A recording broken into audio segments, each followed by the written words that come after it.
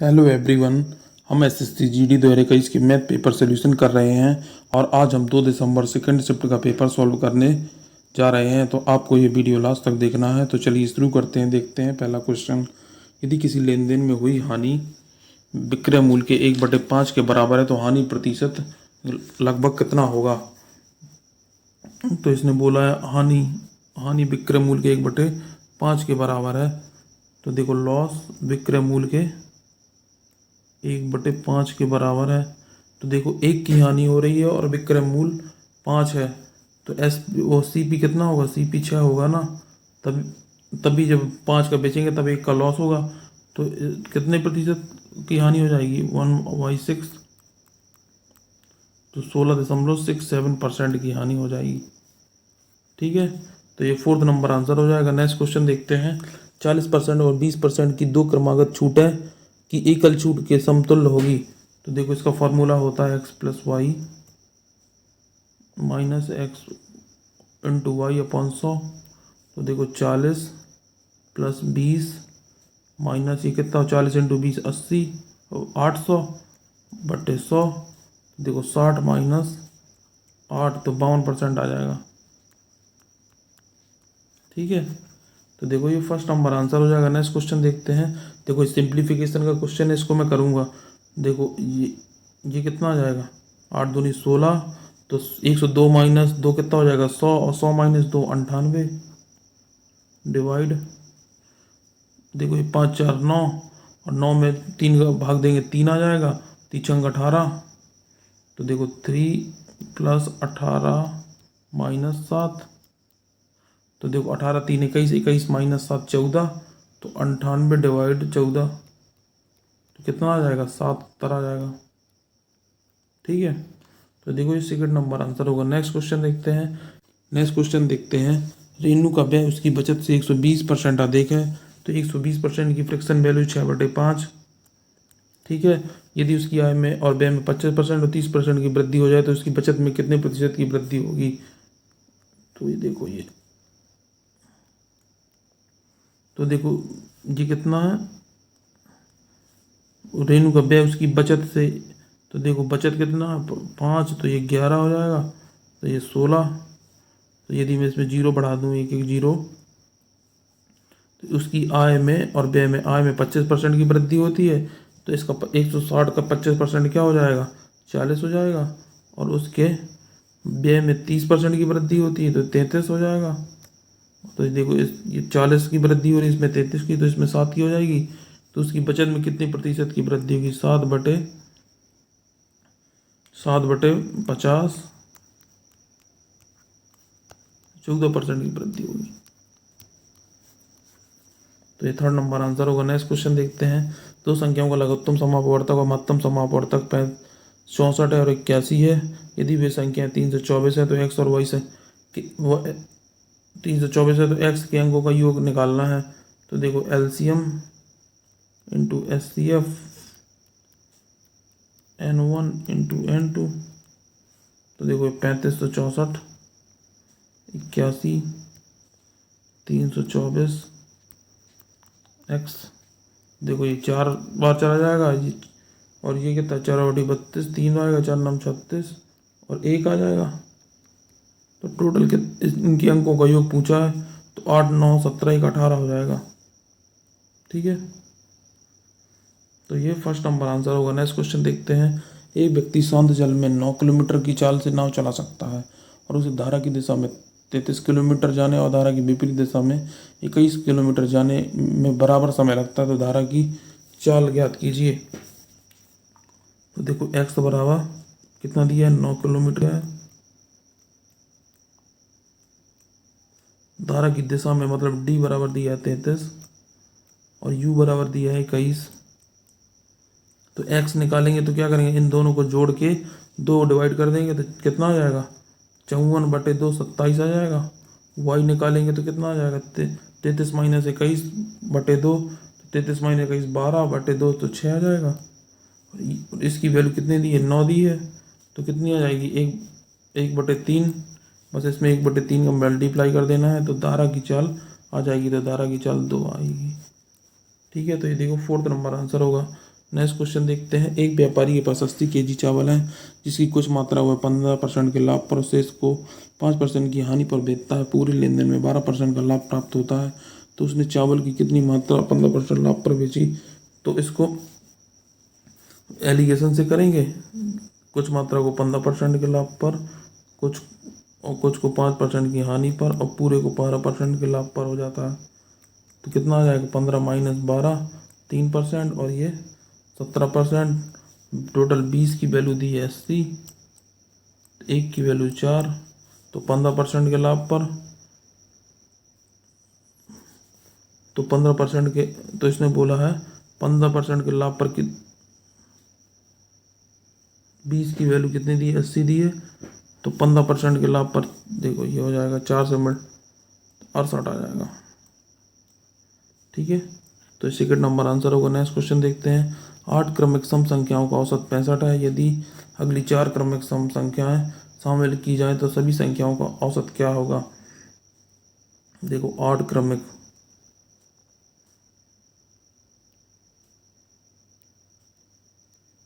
ये देखो ये इस तरफ 4 है और इस तरफ 4 है। तो देखो ये कितना हो जाएगा? ये 66 हो जाएगा और ये 64 हो जाएगा। अब देखो सम संख्या है तो दो दो का गैप में होगी।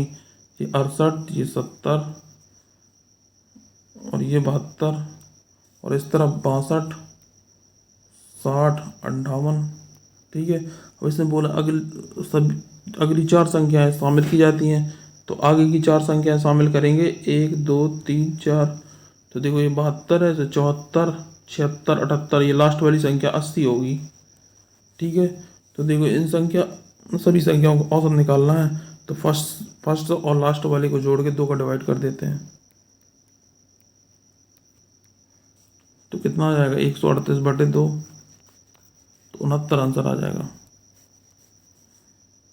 थर्ड नंबर नेक्स्ट क्वेश्चन देखते हैं। शंकु का वक्र पृष्ठ का क्षेत्रफल 25√2 पाई सेंटीमीटर है। उसके कह रहा है यदि शंकु की ऊंचाई इसके आधार की त्रिज्या के बराबर है तो शंकु का आयतन कितना होगा?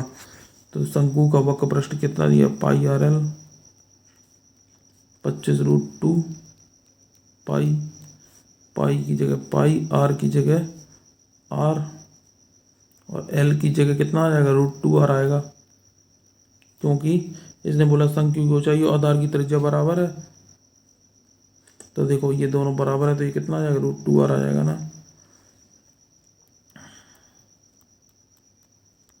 देखो पाई से पाई, रूट से रूट,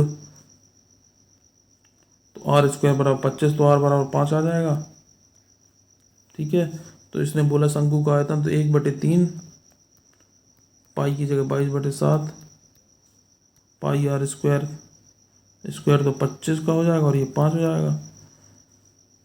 ठीक है, तो देखो 22, ये 22 पंचे 110, 110 इंटू 25 करेंगे तो 0 11 55 2750/21, इतना डिवाइड कर देंगे तो कितना आएगा? 21 एकम 21, 6 बच जाएगा।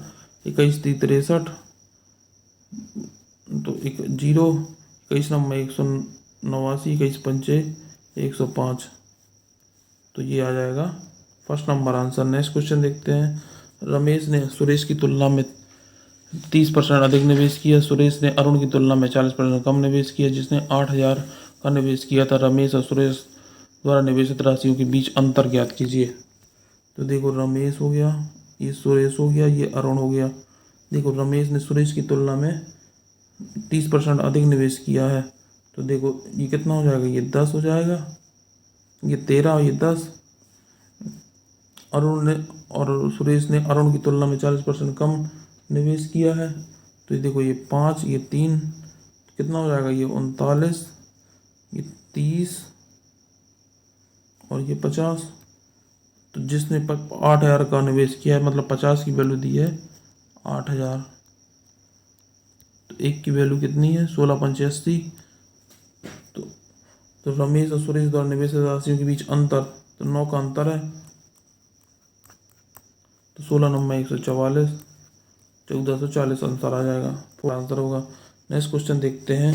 एक स्पोर्ट स्टोर पर अपनी वस्तुओं पर 19% की छूट देता है और ऑनलाइन वॉलेट के भुगतान करने वाले ग्राहकों को घटे हुए मूल्य पर 2% की अतिरिक्त छूट देता है। यदि कोई ग्राहक 18,000 मूल्य का खेल का सामान खरीदता है तो ऑनलाइन वॉलेट के जरिए भुगतान करता है तो उस ग्राहक को कितनी धनराशि का भुगतान करना होगा। देखो ये 18,000 तो है, 18,000 का खरीदता है तो देखो इसमें 19% की तो उसने छूट दी, फिर 2% अतिरिक्त छूट तो 98 की छूट दी थी। ठीक है, तो 2 जीरो से 2 जीरो काट देंगे, ये 9 आ जाएगा, ये 5 आ जाएगा। तो देखो 81 इंटू 9 729 आ जाएगा, 729 इंटू 98। देखो पहले मैं 98 है तो मैं पहले इसका 90 से मल्टीप्लाई कर लेता हूँ तो कितना आ जाएगा। देखो 0 9 9 81, 9 दूनी 18 26, 9 7 63 65। अब देखो 8 से मल्टीप्लाई कर देता हूँ तो 8 9 72 हासिल 7 8 दूनी 16 7 23, 8 8 8 7 56 2 58। ठीक है, तो 2 4 14 6 11 और 7। अब इसमें क्या बोला है, 5 से डिवाइड कर देना है तो कितना आ जाएगा, 14 पंचे 170। देख 14 पंचे 70 होता है तो ये कितना आएगा, 142,288.40 आ जाएगा। तो देखो ये थर्ड नंबर आंसर होगा। नेक्स्ट क्वेश्चन देखते हैं। 4 पक्षी ABCD एक जंगल में चारों ओर उड़ते हैं। वे क्रमशः 27 मिनट, 30 मिनट और 45 मिनट और 60 मिनट में जंगल का एक चक्कर पूरा करते हैं। तो यदि वे एक साथ उड़ना शुरू करते हैं तो कितने घंटे बाद आरंभिक बिंदु पर मिलेंगे। तो देखो ये 27 है, ये 30 है, ये 45 है और ये 60 है। तो इसका LCM निकालेंगे, देखो 27 तो ये आ जाएगा और ये 5 इससे आ जाएगा और 4 इससे आ जाएगा, 15 चौको 60, तो 27 5 चौको 20, 540 हो जाएगा बटे 6। तो 9 घंटे बाद मिलेंगे, बटे 60 हो जाएगा, 60 मिनट तो 9, तो 9 घंटे बाद मिलेंगे। फोर्थ नंबर आंसर हो जाएगा। नेक्स्ट क्वेश्चन देखते हैं। 12 व्यक्ति 20 मीटर लंबा गड्ढा 8 दिनों में खोद सकते हैं तो उसी चौड़ाई और गहराई वाला 30 मीटर गड्ढा 6 दिनों में खोदने के लिए कितने आवश्यक व्यक्तियों की संख्या ज्ञात करें। तो 12 व्यक्ति 20 मीटर लंबा गड्ढा 8 दिनों में खोद सकते हैं तो उसी चौड़ाई और गहराई वाला 30 मीटर लंबा गड्ढा 6 दिनों में खोदने के लिए कितने व्यक्तियों की आवश्यकता होगी, ये पूछा उसने। तो देखो 0 से 0 कट जाएगा, 3 दूनी 6, 2 चौको 8, तो ये 24 फर्स्ट नंबर आंसर होगा। नेक्स्ट क्वेश्चन देखते हैं। एक वस्तु 350 में खरीदी गई और 500 में बेची गई है तो प्रतिशत लाभ ज्ञात कीजिए। 350 में खरीदी गई और 150 का लाभ हुआ। 50 दूनी 100, 50 सत्ते 350, 7 चौको 28, 2 बचेगा, 7 दूनी 14 और 7 56। तो देखो ये इतना आ जाएगा, थर्ड नंबर आंसर होगा। नेक्स्ट क्वेश्चन देखते हैं। कीर्ति की तुलना में राधा की कार्यकुशलता आधी है। कीर्ति की तुलना में राधा की कार्यकुशलता आधी है, मतलब कीर्ति 2 है तो राधा 1 है। यदि राधा एक साथ काम करते हुए अकेले पूरा करने में 30 दिन का समय लेती है, 30 दिन का समय लेती है, तो यदि राधा और कीर्ति दोनों एक साथ मिलकर काम करती तो उन्हें काम का पूरा करने में कितना दिन का समय लगता, तो 10 दिन का समय लगता। तो ये सेकंड नंबर आंसर हो जाएगा। सिंपल क्वेश्चन है। नेक्स्ट क्वेश्चन देखते हैं। एक परीक्षा में विद्यार्थियों को उत्तीर्ण होने के लिए 35% अंक लाने अनिवार्य है। यदि सुनीता को 145 अंक मिले तो वह 23 अंकों से अनुत्तीर्ण रही तो परीक्षा का पूर्णांक कितना था। तो देखो कितने 35% अंक लाना है उत्तीर्ण होने के लिए, तो 145 अंक लाई है वह और 23 अंक से फेल हो गई, मतलब इसमें 23 ऐड करना पड़ेगा तभी तो 35% के बराबर होगा। तो 35% की वैल्यू कितनी है, 168। तो 100% की वैल्यू निकालना है। यदि मैं 7 से डिवाइड कर दूं तो 5 आ जाएगा। यहाँ पे 7 से डिवाइड कर दूंगा, 7 दूनी 14, 7 चौको 28। अब यहाँ से 20 से मल्टीप्लाई कर दूंगा तो 100% आ जाएगा और यहाँ पे 20 से मल्टीप्लाई करने पे ये 480 हो जाएगा। तो 480 आंसर हो जाएगा। तो देखो ये थर्ड नंबर आंसर होगा। नेक्स्ट क्वेश्चन देखते हैं। एक व्यक्ति ने 50,000 की धनराशि 4% वार्षिक साधारण ब्याज की दर से 3 वर्षों के लिए उधार ली। उसने यह तुरंत राशि एक अन्य व्यक्ति को 6.1/4% की वार्षिक साधारण ब्याज की दर से 3 वर्षों के लिए उधार दे दी। तो इस लेन देन में उसे प्रति वर्ष होने वाला लाभ ज्ञात कीजिए। तो देखो 50,000 की राशि 4% साधारण ब्याज की दर से 3 वर्षों के लिए उसने उधार ली, और उतनी ही राशि को उसने 6 1/4 25/4% × 100 और 3 वर्ष के लिए उसने दूसरे को दे दी। तो यहाँ से कितना ब्याज मिलेगा उसे? 4×3 = 12 × 5 = 60, 6,000 ब्याज मिल जाएगा, 6,000 मिलेगा। और देखो ये 100 से 100 कट जाएगा और ये 125 आ जाएगा। 25 × 125 3125 होता है, × 3 तो कितना हो जाएगा? 9375। तो देखो यहाँ से कितना ज़्यादा मिल रहा है उसे? 3375 ज़्यादा मिल रहा है। अब उसने बोला प्रति वर्ष के लिए, 1 वर्ष के लिए निकालना है, तो 3 का डिवाइड कर देंगे तो 1125 आ जाएगा। तो देखो सेकंड नंबर आंसर होगा। नेक्स्ट क्वेश्चन देखते हैं। एक निश्चित धनराशि पर साधारण ब्याज की समान वार्षिक ब्याज की दर से 3 वर्षों में प्राप्त मिश्र धन 7485 है और 8 वर्षों में प्राप्त मिश्र धन 9960 है। यदि ब्याज की दर पहले से दुगनी हो जाए तो साधारण ब्याज की दर से उतनी ही राशि 7 वर्षों में प्राप्त मिश्र धन कितना होगा? तो देखो 3 वर्ष बाद 7485 है, तो 8 वर्ष बाद 9960 है, तो इसको देखो माइनस करेंगे तो 5 वर्ष का डिफरेंस आ जाएगा। तो कितना आएगा? देखो 85 से 60 पे पहुंचना है, 85 90 75 तो ये आ जाएगा, और 75 और 99 2400 आ जाएगा ये, ठीक है। 2475 तो 1 वर्ष के लिए कितना आ जाएगा? 5 चौको 20 5 45 55 25, तो 1 वर्ष के लिए 495 और 3 वर्ष के लिए 1485, ठीक है। तो इसका देखो ये 7485, तो 1485 में माइनस हो जाएगा तो ये आ जाएगा 60,000, ठीक है, 6,000 आ जाएगा। अब तो इसने बोला 7 वर्ष, तो साधारण ब्याज की दर से उतनी ही राशि 7 वर्षों में प्राप्त मिश्र धन कितना होगा? तो देखो थोड़ा सा मैं इसको मिटा देता हूँ।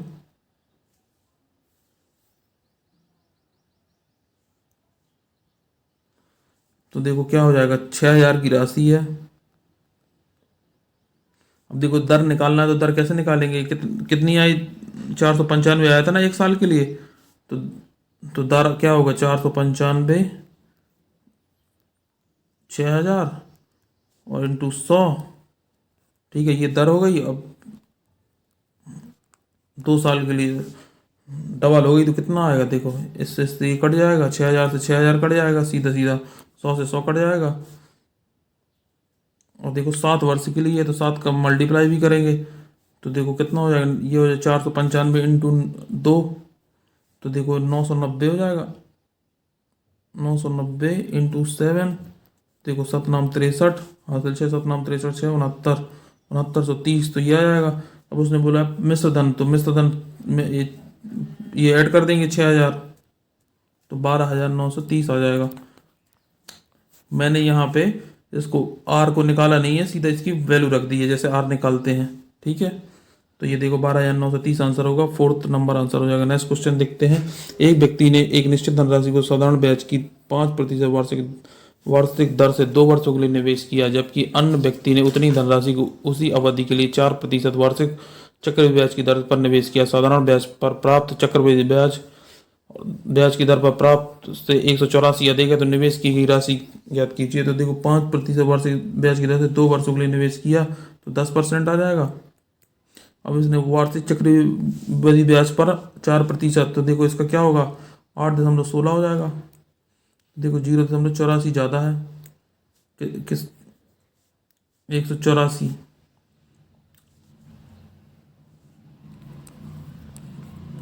तो निवेश की राशि ज्ञात करना है।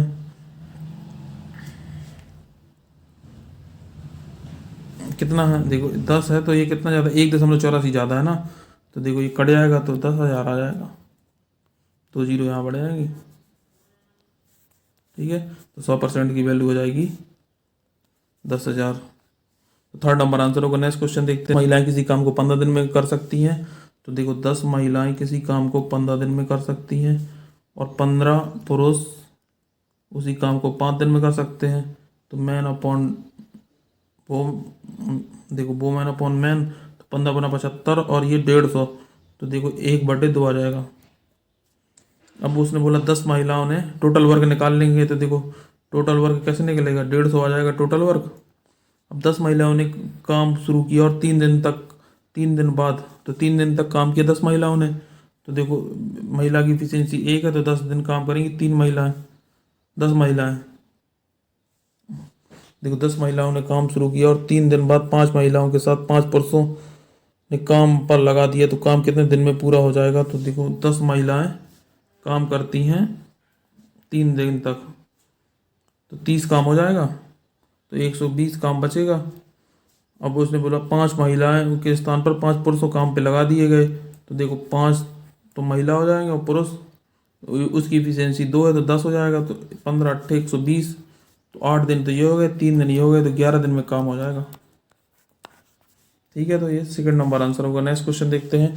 15 92 50 की राशि ए बी सी डी इस प्रकार बांटी जाती है। ए और बी का हिस्सा 1:3, बी और सी का हिस्सा 2:5 और सी डी का हिस्सा 2:3 के अनुपात में, तो ए का हिस्सा बताइए। तो देखो ए बी, बी सी और सी डी 1:3, 2:5, सी 2:3, तो देखो ए बी सी डी निकाल लेंगे। क्या हो जाएगा?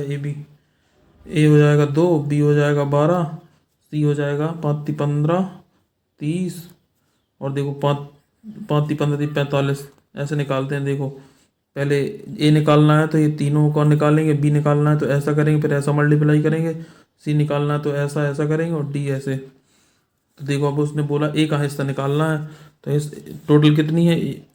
15 92 50, टोटल कितना हो जाएगा? 45 3 75 87, और देखो ये कितने 4 है ना, तो 91 हो जाएगा।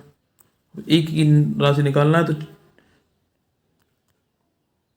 तो देखो 13 7 91, 7 बार चला जाएगा, और देखो 13 एकम 13, 13 दूनी 26, फिर 13 दूनी 26, 13 पंचे 65 0,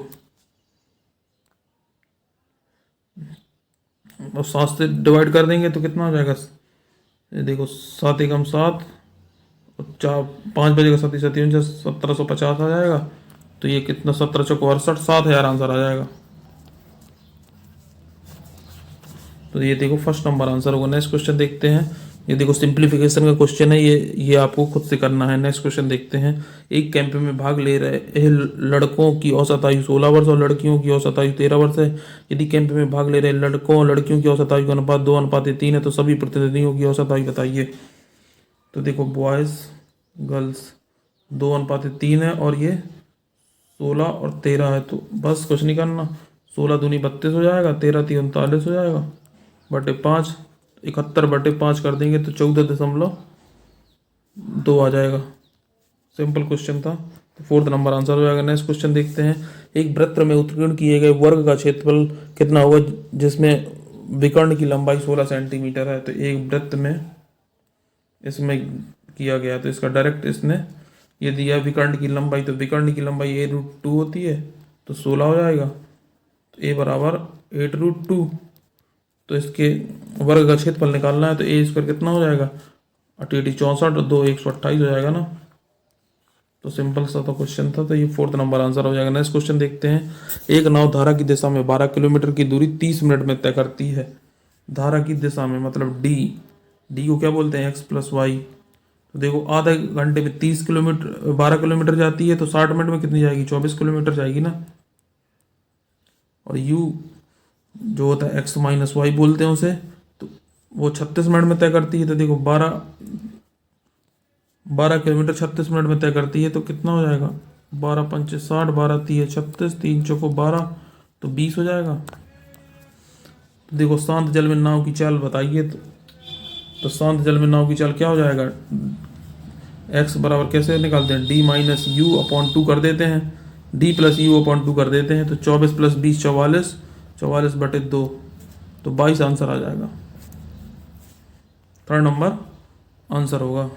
तो फ्रेंड्स ये थे आज के हमारे इंपॉर्टेंट क्वेश्चन। यदि आपको हमारा ये वीडियो अच्छा लगा तो चैनल को सब्सक्राइब करें, वीडियो को लाइक करें और अपने दोस्तों के साथ शेयर करें। जय हिंद।